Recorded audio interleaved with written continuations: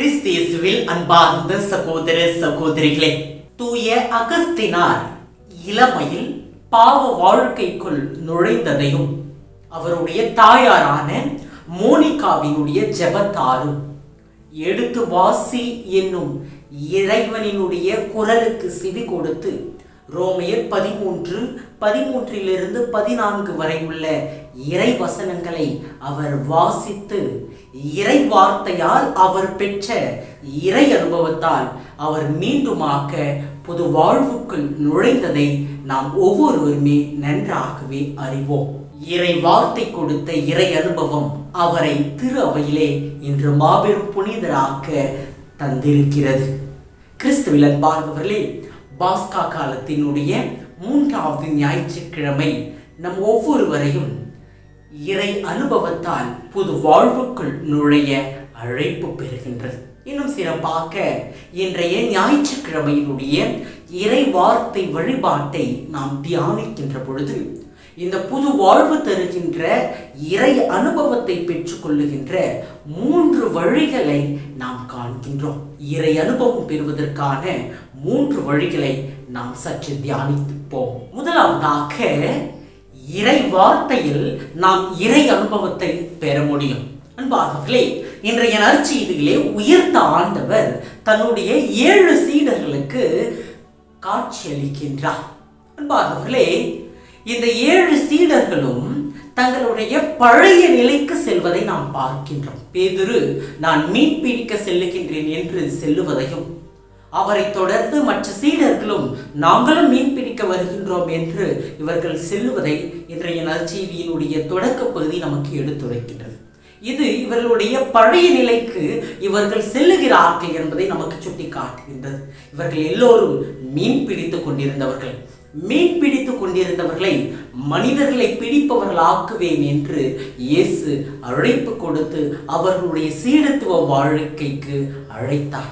ஆனால் இயேசு இறந்து விட்டார், இயேசு நம்மை விட்டு பிரிந்து விட்டார் என்ற ஒரு விரக்தியில், என்ற ஒரு சோகத்தில் இந்த சீடர்கள் மீண்டுமாக அவர்களுடைய பழைய நிலைக்கு செல்லுகிறார்கள். இந்த நேரத்தில் இயேசு அவர்களுக்கு ஒரு இறை அனுபவத்தை தருகின்றார். இந்த இறை அனுபவம் இறை வார்த்தையால் நிகழ்வதை பார்க்கின்றோம். இயேசு அங்கு அவர்கள் முன்பு தோன்றி, பிள்ளைகளே, உங்களுக்கு மிக ஒன்றும் கிடைக்கவில்லையா என்று பாசத்தோடு கேட்கின்றார். உங்களுடைய வலைகளை வலப்பக்கம் போடுங்கள் என்று குறிப்பிடுகின்றார். அன்பார்ந்தவர்களே, இந்த ஒரு இறை வார்த்தை, இந்த ஒரு நிகழ்வுதான் இந்த சீடர்களை அழைத்தலுக்கு காரணமாக இருந்ததை இயேசு அவர்களுக்கு மீண்டுமாக நினைவுபடுத்துகின்றார். லூக்கா நற்செய்தியிலே 5வது அதிகாரம் 1 முதல் 11 வரை உள்ள இறை வார்த்தை பகுதிகளை நாம் வாசிக்கின்ற பொழுது, இயேசு இந்த சீடர்கள் மீன் பிடித்துக் கொண்டிருந்த பொழுது உங்களை மனிதர்கள் பிடிப்பவன் ஆக்குவேன் என்று அழைத்த தருணத்தை அங்கு அது காட்டுகின்றது. ஆமன் பார்ந்தவர்களே, உங்களுக்கு மீன் கிடைக்கவில்லையா, ஆழத்திற்கு தள்ளிக்கொண்டு உங்களுடைய வலைகளை போடுங்கள் என்று அன்று வெறும் வலைகளோடு இருந்த அந்த சீடர்களை பார்த்து இயேசு சொன்னார். அந்த இயேசுவினுடைய வார்த்தைக்கு, இறை வார்த்தைக்கு அவர்கள் செவி கொடுத்து அன்று நடந்ததால் மிகுதியான மீன்பாட்டை அவர்கள் கண்டார்கள். இயேசுவை பின்பற்றி இயேசுவினுடைய சீடர்களாக மாறினார்கள்.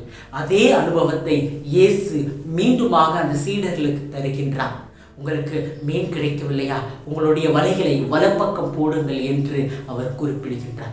அந்த இறை வார்த்தைக்கு இந்த சீடர்கள் செவி கொடுத்து அதன்படி நடந்ததால் அங்கு அவர்கள் இயேசுவை கண்டுணர்கிறார்கள். இவர் இயேசுதான் என்று அங்கு குறிப்பிடப்படுவதை நாம் பார்க்கின்றோம். அன்பார்ந்தவர்களே, இறை வார்த்தை என்னும் இறை அனுபவம் அவர்களை இயேசுவை கண்டுணர செய்கின்றது. மீண்டுமாக மீன்களை பிடிக்க சென்றவர்கள் மனிதர்களை பிடிக்க வந்தார்கள். அந்த ஒரு வெளிப்பாட்டை தான் இன்றைய முதல் வாசகத்திலே பார்க்கின்றோம். இன்றைய முதல் வாசகத்திலே சீடர்கள் சான்று பகிர்வதை பார்க்கின்றோம். அவன் பார்வர்களே, இன்றைக்கு நாமும் பல தருணங்களிலே மீண்டுமாக நம்முடைய பழைய நிலைக்கு, பாவ நிலைக்கு செல்லக்கூடும். அன்பார்ந்தவர்களே, இது எப்படி என்றால், போதைக்கு அடிமையானவர் ஒருவர் போதை மறுவாழ்வு மையத்திற்கு சென்று தன்னுடைய வாழ்வை மாற்றிக்கொண்டு மீண்டுமாக புதிய வாழ்வைக்கு வரக்கூடும். அப்படி வந்த பிறகு சில தருணங்கள், சில சூழ்நிலைகள் அவரை மீண்டுமாக பழைய நிலைக்கு செல்லக்கூடும். அப்படி அவர்கள் பழைய நிலைக்கு செல்லுகின்ற பொழுது அவர்கள் மீண்டுமாக புதிய நிலைக்கு வருவதற்கு மீண்டுமாக அவர்கள் மறுவாழ்வு மையத்திற்கு செல்கின்றார்கள். அன்பானவர்களே, இந்த மறுவாழ்வு மையம் தான் நம்முடைய கிறிஸ்தவ வாழ்வில் இறை அனுபவம்.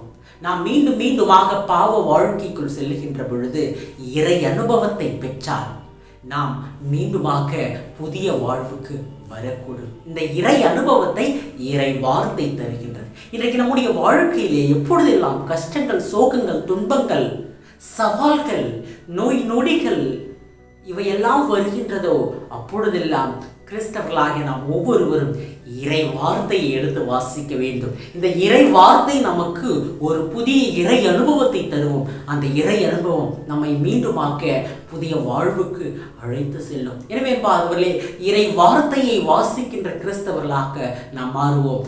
இறை வார்த்தை இறை அனுபவத்தினுடைய முதல் வழி. இரண்டாவதாக, நற்கருணையில் இறை அனுபவத்தை பெற முடியும். அமர்பார்ந்தவர்களே, இயேசு இறை வார்த்தையால் இறை அனுபவத்தை அவர்களுக்கு தந்த பிறகு நற்கருணையால் இறை அனுபவத்தை தருகின்றார். மீண்டுமாக நற்கருணை என்னும் இறை அனுபவம் அவர்களை புதிய வாழ்வுக்கு அழைத்து செல்வதை பார்க்கின்றோம். அன்பார்ந்தவர்களே, அவர்கள் இறை வார்த்தை என்னும் இறை அனுபவத்தை பெற்ற பிறகு கரையை நோக்கி அவர்கள் வருகிறார்கள். வருகின்றவர்கள் முழுமையானவராக வருகிறார்கள். ஆம், அவர்கள் கடலுக்குள் மீன் பிடிக்க சென்ற பொழுது வெறும் வலையோடு, வெறும் படகுகளோடு அவர்கள் சென்றார்கள். இது அவர்களுடைய வெறுமையான நிலையை, இறை அனுபவத்தை பெறாத ஒரு நிலையை நமக்கு சுட்டி காட்டுகின்றது. ஆனால் அதே சீடர்கள் மீண்டுமாக கடற்கரையை நோக்கி அவர்கள் வருகின்ற பொழுது ஏராளமான மீன்களோடு, வலைகளும் படகுகளும் மீன்களால் நிரம்ப அவர்கள் வந்தார்கள். அவன் பார்த்தவர்களே, இது அவர்களுடைய முழுமையை, இறை அனுபவத்தை பெற்றதன் அடையாளமாக நான் பார்க்கிறேன். அது மட்டுமல்லாது, இவர்தான் இயேசு என்று பேதுரு உணர்ந்தவுடன் அவர் தன்னுடைய ஆடையை எடுத்து இடுப்பில் கட்டுகின்றார். மீண்டுமாக அவர் புதிய நிலைக்கு வருகின்றார் என்பதை அவர் ஆடையை எடுத்து இடுப்பில் கட்டுவது நமக்கு உணர்த்துகின்றது. ஓடோடி வருகின்றார். அப்பொழுதுதான் இயேசு சொல்லுகிறார், உணவருந்த வாருங்கள் என்று. அன்பானவர்களே, இது பெரிய வியாழன் என்று இயேசு நற்கருணையை ஏற்படுத்தியதனுடைய அடையாளமாக இருக்கின்றது. அன்று பெரிய வியாழன் என்று நற்கருணையை ஏற்படுத்தி அவர் எப்படி அவர்களுக்கு சான்று பகர, கிறிஸ்தவ வாழ்வை வாழ, இந்த இறை இயேசுவை பற்றி பறைசாற்ற, நற்செய்தியின் விழுமியங்களாக வாழ்வதற்கு அழைப்பு கொடுத்தாரோ அதே ஒரு அழைப்பை இந்த நற்கருணையில் அவர் தருகின்றார். அதுதான் இயேசு உணவருந்த வாருங்கள் என்று சொல்லுகின்ற பொழுது இந்த நற்கருணை என்னும் இறை அனுபவத்தை பெற வாருங்கள் என்று அவர் சொல்லுகின்றார். இந்த நற்கருணை என்ற இறை அனுபவத்தை பெற்றவர்களாக நீங்கள் எல்லா இடங்களிலும் சென்று இறை வார்த்தையை, நற்செய்தியை பறைசாற்றுங்கள் என்று குறிப்பிடுகின்றார். அன்பானவர்களே, இன்றைக்கு கிறிஸ்தவர்களாகிய நம் ஒவ்வொருவருக்கும் இந்த நற்கருணை இறை அனுபவம் தருகின்ற முக்கியமான திருவருட்சாதனமாக இருக்கின்றது. அதனால்தான் இருக்கின்ற 7 அருள் சாதனங்களில், திரு அருள் அடையாளங்களில் நற்கருணை மிக முக்கியமான அடையாளமாக பார்க்கப்படுகின்றது. அன்பானவர்களே, இந்த நற்கருணை தான் கிறிஸ்தவ வாழ்வினுடைய அடித்தளம், கிறிஸ்தவ வாழ்வினுடைய முழுமை. ஒவ்வொரு நாளும் நாம் திருப்பலியிலே பங்கெடுத்து இந்த நற்கருணையை, இந்த இயேசு என்னும் இறை அனுபவத்தை நம்முடைய வாழ்க்கையை பெற்றுக்கொண்டால் அந்த நாள் இனிமையான நாளாக, அர்த்தமுள்ள நாளாக, இயேசுவே நம்மோடு உடனிருக்கின்ற நாளாக மாறும். அதனால்தான் பலர் ஒவ்வொரு நாளும் காலையில் திருப்பலிக்கு செல்கிறார்கள். இன்றைக்கு கிறிஸ்தவர்களாக நாம் ஒவ்வொருவரும் அப்படி இருக்கின்றோமா என்பதை சிந்தித்து பார்ப்போம். உயர்த்த ஆண்டவருடைய அந்த அனுபவத்தை நாம் திருப்பலியிலே பங்கெடுத்து நற்கருணை ஏற்றுக்கொள்வதில் தான் நமக்கு கிடைக்கும்.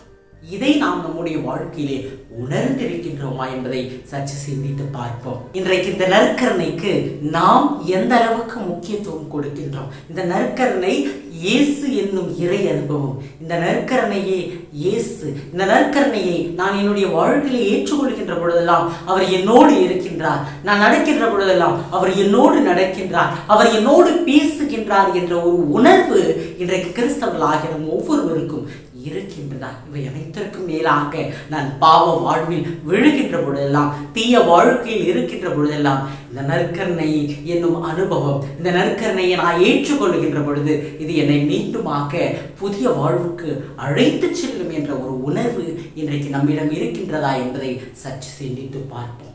அன்பானவர்களே, மூன்றாவதாக அன்பு என்னும் வழி நமக்கு இறை அனுபவத்தை தரும். இயேசு இந்த இறை வார்த்தை நற்கருணை என்னும் 2 இறை அனுபவங்களை கொடுத்த பிறகு அன்பு என்னும் மற்றொரு அனுபவத்தை தருகின்றார். குறிப்பாக பேதுருவுக்கு இயேசு இந்த அனுபவத்தை நற்செய்தியிலே தருகின்றார். அதனால்தான் இயேசு 3 முறை நீ என்னை அன்பு செய்கின்றாயா என்று கேட்கின்றார். ஏன் இயேசு 3 முறை கேட்க வேண்டும்? இது பேதுருவுக்கு இறை அன்பில் நிலைத்திருப்பதற்கான அடித்தளமாக அமைக்கின்றது. இவர்களை விட மிகுதியாக என்னை அன்பு செய்கின்றாயா என்று முதல் முறை கேட்கின்றார். மற்ற எல்லோரையும் விட, உன்னுடைய உடன் இருக்கின்ற நண்பர்களை விட, சீடர்களை விட மேலாக நீ என்னை அன்பு செய்கிறாயா என்று இயேசு நம்மை பார்த்து கேட்கின்றார். இந்த முழுமையான இறை அனுபவத்தை பெற வேண்டும் என்றால், பழைய வாழ்வில் இருந்து புதிய வாழ்வுக்கு மாற வேண்டும் என்றால், நம்முடைய அன்பு இயேசுவில் மேலோங்கி இருக்க வேண்டும் என்பதை இந்த முதல் கேள்வி நமக்கு எடுத்துரைக்கின்றது. இரண்டாவதாக, யோவானின் மகனான சீமோனே, நீ என் மீது அன்பு கொண்டிருக்கின்றாயா என்று கேட்கின்றார். அன்பார்ந்தவர்களே, இயேசு அவருடைய தந்தையினுடைய பெயரை சொல்லி இங்கு கேட்கின்றார். அப்படி என்றால் இயேசு இன்னும் ஆழமாக குறிப்பிடுகின்றார். உன்னை சுற்றி இருப்பவர்களை மட்டுமல்ல, உன்னோடு உடன் இருக்கின்றவர்களை காட்டிலும் நீ மிகுதியாக அன்பு செய்கின்ற உன்னுடைய பெற்றோரை, தாய் தந்தையரை, கணவன் மனைவி, பிள்ளைகள், இவர்களை காட்டிலும் மேலாக நீ என்னை அன்பு செய்கின்றாயா என்று கேட்கின்றார். மூன்றாவதாக, உனக்கு என்னிடம் அன்பு இருக்கிறதா என்று அன்பார்ந்தவர்களே, அப்படி என்றால் இயேசு இந்த உலகத்தினுடைய எல்லா ஆசீர்வாதங்களையும் எல்லா பொருட்களையும் காட்டிலும் மேலாக என்னை அன்பு செய்கின்றாயா என்று கேட்கின்றார். மிகுதியான மீன்பாட்டை உனக்கு கொடுத்தேன், இந்த மிகுதியான மீன்பாட்டை காட்டிலும் மேலாக நீ என்னை அன்பு செய்ய வேண்டும். அப்படி என்றால் உன்னுடைய உயிர், இந்த உலகில் உள்ள எல்லா பொருட்கள், இந்த சொந்த பந்தங்கள், உன்னோடு உடன் இருப்பவர்கள், இவர்கள் அனைத்தையும் காட்டிலும் நீ என்னை மேலாக அன்பு செய்ய வேண்டும்.